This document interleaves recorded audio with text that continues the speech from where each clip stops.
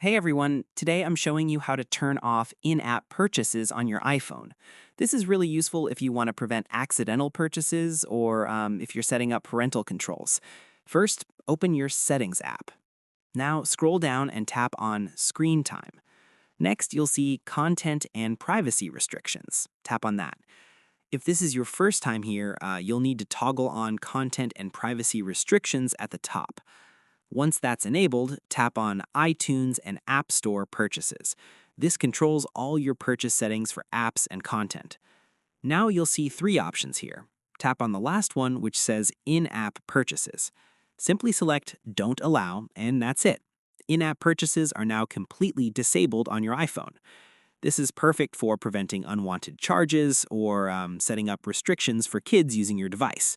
You can always come back here and re-enable it anytime. If this helped you out, don't forget to like and subscribe for more iPhone tips and tutorials.